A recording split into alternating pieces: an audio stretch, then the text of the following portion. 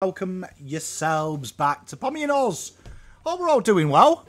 Hope you're doing better than I am anyway.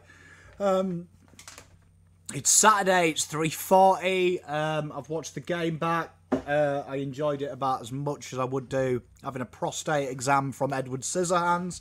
So if you're new around here, give me a wee bit of joy, would you? And like and subscribe. That really does help the channel out. It'll bring a smile to my face, because that's probably the Northern Star that we're aiming for. We have got a members giveaway tomorrow. We're going to give away some of this Pommy and Oz merch. There'll be a nodding head doll, so you can toss that at the wall if you're a Carlton fan.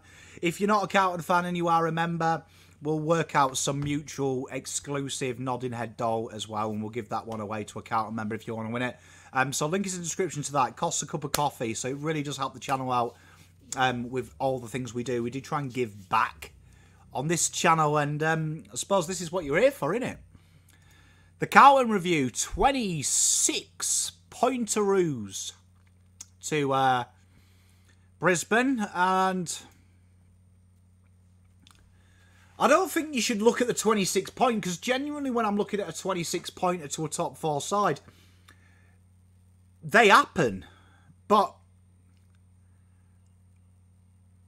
when it was 10 points at half-time, I thought there was a real stage in this game where it was so similar to St Kilda, where the disconnect from midfield to forwards was obvious, was blatantly abundant.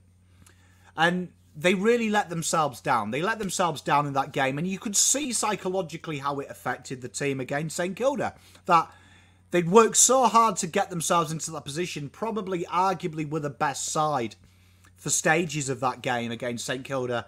And then the second half happened, bit of pressure was applied, it came unstuck, and it was a little bit too hard. And this is the first time that I can remember for a long time that I actually knew we were going to get dicked, and there wasn't a shadow of a doubt in my brain.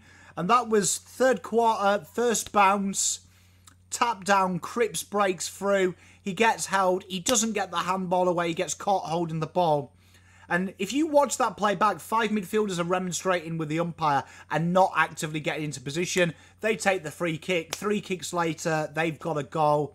Happy days. The lead is 16. And the game was lost because the look on the boys' faces there was telling me that in a situation where the kicking isn't quite working in the first half, there is a real disconnect now from the back half of the ground. Let's not even get on the forward half of the ground.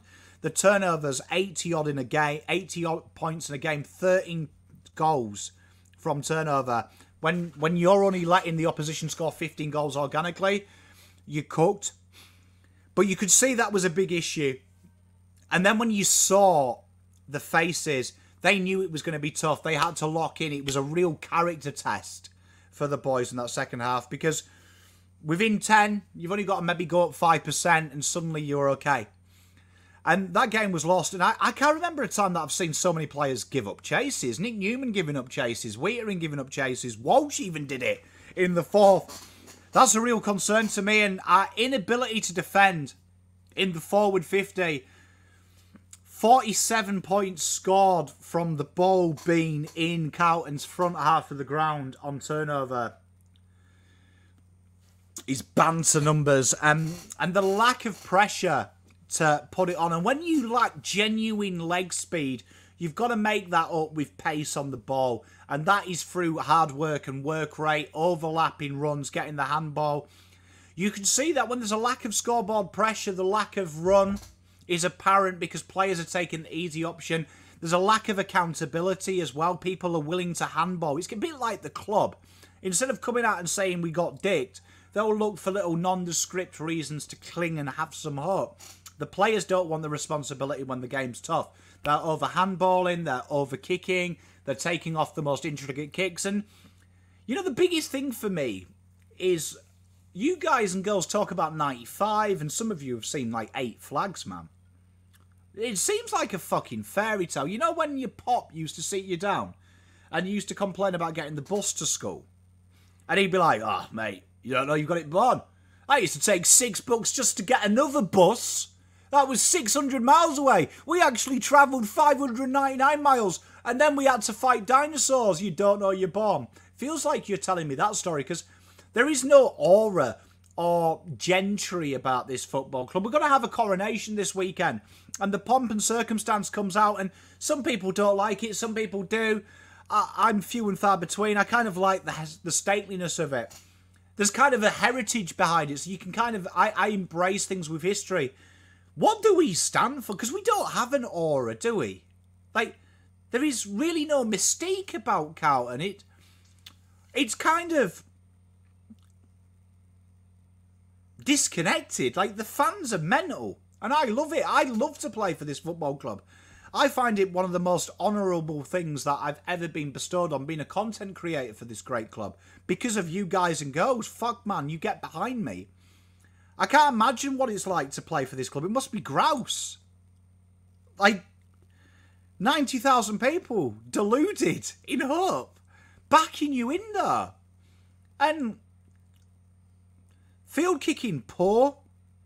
Really poor. This is basics. 20 metres with no one around you. It's something they would have done since they were 5 years old with par in the garden. And I don't want to take away from Geelong. I mean, from Brisbane. They're a good side. They are a very good side and they'll be in the finals mix. But let's be honest about Brisbane. They played about 6 out of 10 this week. And all they did was apply a little bit of pressure, put a little bit of composure in their ball movement, and the wheels fell off. And as soon as you test Carlton's patience or there's any negativity, it folds like a pack of cards. And it's like a really shit-made fucking omelette, right? It's the basics. When they're done right, an omelette is grouse. It hits the spot. It's warm. It's like a hug to the gut. This is like when someone makes a fucking omelette on a battleship that's been torpedoed and it's kind of shit scrambled egg. And it's disappointing. And that's what happens when pressure happens to Carlton. And it's not just negativity on the field. It's negativity off the field. Do you know what I mean? The club's proud that they've spent X amount of dollars on AI to avoid any negative feedback in their posts. It's the fact they don't confront it. It was Carlton respects this week. And I saw a lot of comments like, oh, they don't respect the jersey when they respect the fans. Totally missing the point of a real noble cause that I personally feel strongly about. Right? But they never answer them queries, do they? They just hide them, ignore them. Hopefully they'll go away. We'll make another article, address it, confront it. And this great club has a history that needs honouring, not bringing up. And it feels like I'm in the 4th year of another 5-year cycle. Since I've got here in 2011, it seems 5-year cycles. First there was sticks with a plan. Oh, that plan didn't work because the end goal was playing finals. Oh, fuck. New 5-year plan. Bring Sauce. Dust him off. Right? They'll love that. Oh, shit. 4th year. We're not making finals. New 5-year plan. That's really vague. And the plans are always the same. Well, shit now. 5 years, win a flag. Oh, bring Diesel out of retirement. We haven't fucking seen him for a while. And it's the 5-year plan. 2025, Cooter's going to be here. Man, telling you now, it'll be Cooter, it'll be Madden. Fuck me, who knows who they'll rattle out. Do you know what I mean? To try and cling that hardcore faith. And we're just heavily reliant on individual brilliance. And some of these individuals that are brilliant aren't deserved to even walk the halls of Icon at times under pressure. And you look at Brisbane, they played as a unit, and we had 4 or 5 guys giving it their all. Chera, for me, is everything that's wrong with the football club. He's not known as a tough, tenacious footballer, but I'll tell you what that little guy has. He has a bit of pride in himself and in who he is. And I remember listening to his signing conference where he was like, oh, it's a real honour to play for a club as big as Carlton. And I was like, yeah, lip service. He plays like what he told me was true. He is trying because he's got a bit of personal pride, bit of testicular fortitude in what he's about. And you know what? He's the kind of guy that you want to be with and I want to be in the trenches with because you know what? He takes it personally. Where some of them just jog round and I don't think there's an intrinsic motivation to be good, actually. You know what? I went into conspiracy pond mode, tinfoil hat time. And I don't actually think the club puts pressure on anything, really. I think it's just kind of go through the motions. And we buy into it, and I'm guilty of it. I get excited because I love the club and I want to be good. I don't like losing. I fucking hate losing. It's tragic. It's monotonous. And when you're starting to cling and clutch at stupid shit, it's maybe time to give it up. I remember having a serious conversation with myself around golf and just realising I wasn't going to be the number one in the world. So what's the fucking point? Let's go and coach. Because I had pride in who I was. And 0-8 in Carlton respects games. Doc, when he had the cancer, everyone jumped to shave their head. We were told how much he means to the players. And that third and fourth quarter effort they gave up. So, fuck me. I'd worry if one of these players said that they like me. Because, Doc, you die for. I want Bryce Gibbs vomiting in the changing rooms for Cade Simpson's 250 of type shit. And we need to find that aura. And we're the Leeds United of the football world. We're in this predicament because how we used to run a football club worked, buying everything, paper bags, and the jokes are true. We did. We were rich. And now you're seeing the price of having that arrogance of everything can be a quick fix. And they've disregarded what Leeds were big. Dirty Leeds. They disregarded that and they got relegated 3 places by trying to be nice under new ownership. We're trying to do that. And we need to stick to a plan and we need to stick together and get a focus because now everything's fractured. I go on and there's dickheads making little pot shots on Twitter, do you know what I mean? They need to have a word with themselves, do you know what I mean? That's self-reflecting if ever I've seen it. Because in reality, we need to stick together. We all want flags. And that's what the club want. The club want disconnect because then all the old farts, mates can come in and then their sons and their sons. And the same cycle of shite is repeated. The players have to have a look at themselves here because they've become a product of their environment. And their product of their environment is mediocrity. It's always an excuse. Oh, the weather wasn't quite good. The grass was too hard. The travel's too long. Oh, the fans said this. Oh, the fans did that. Oh, the ref did this. And there's always an excuse. There's never anyone just saying, you know what, you can't hit a cow's ass with a banjo because you shit. And might see some improvement. And it worries me because some of these players are in this for 8 years, man. That's what people are forgetting. Some of them have been 7, 8 years. We're talking people that go at this stage. And all we're asking for is playing finals. Let that sink in. We're just asking to make the 8. And it's a long way. We're a long way away. We're a long way away because if you can't dig into the trenches and fight. My pop used to say to me, you know a lot about a man when he starts taking fire. You see what he's about. Go and look at Twitter. See how people are acting when they're taking fire. Flinging shit on other people. Says a lot about them. See how we play when we're under shit. Handballing to people in trouble. Doing the easy thing. Making basic mistakes. And that all stems from leadership and what you're cultivating. That goes to the top. How they handle pressure. That's where you learn these raw skills from people you look up to. And at the moment, man, these players can kick. I've seen 90% of the players that play for our team in juniors. Yeah, they weren't elite kicks, but they could hit them targets all day long. But something's happening. And you know what? This game plan is going to get worse when it's a kick-heavy game plan. It's a slow, patient build-up. And I don't even think it's meant to be as slow as it is. I think players are slowly starting to get lost with ball in hand. You can see Wearing doesn't have a fucking clue. Does he go down wing? Does he go down corridor?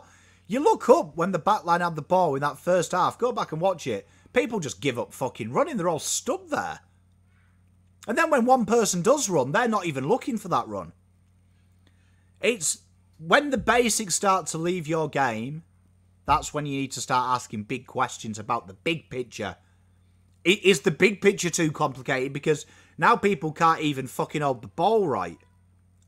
Like, the way they ran out that fourth quarter, I'm surprised some of them parked their car at Marvel. I'm surprised some of them didn't park at MCG and fucking have to get an Uber in. It's a low time. It's a low time, and there comes a point where you got to dust yourself off and we go again.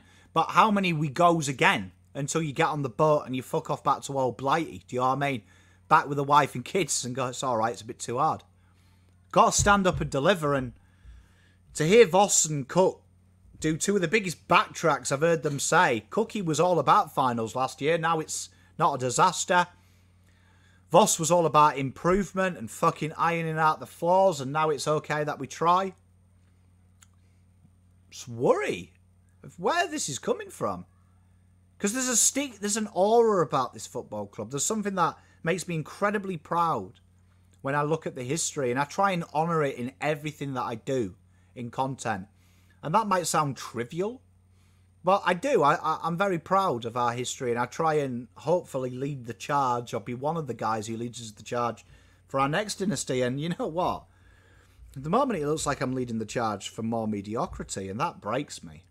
Because I'm hurt, man. I'm hurt, boys and girls. But really poor. Really poor. And that's all you can say about it. The basics left them. Basics left them. Poor positioning, poor setup, selection. The fact Kennedy came on for 20 minutes and was our best player, I gave him 5 votes. Actually had a fucking crack. It looked like he cared. Final siren, to see everyone laughing and seeing Kennedy, Sard, Doc and Kerno in them close-up images looking like the only ones who were depressed. It looked like they'd come out of a loss. It's a worry to me. That's a worry to me. But we go again. The VFL wrap will be done on Monday. It's probably important, but it's probably going to be overlooked, isn't it? But let it hurt. Do you know what I mean? Let it hurt and let them fucking hurt. Make them hurt, because that's how you appease. And a message to Voss, when you allude that it doesn't bother you that the fans leave you, just remember that the 16 flags is an idea, and that comes from everyone who's in there. It wasn't just the club that did that. The club is the fan base. Just remember, we can quite easily, do you know what I mean, not watch football. And if there was no one watching football, there would be no Carlton Football Club. Just remember how important them members are, because 90k, they back you financially because they believe. And that's not something that should be scoffed at, their opinions. We go again against the Doggies. Hopefully by 4 sleeps time, when I come to do that preview, I will feel a little bit more refreshed and have something to go on. Love you all. Look after yourself. Be safe. Tom out.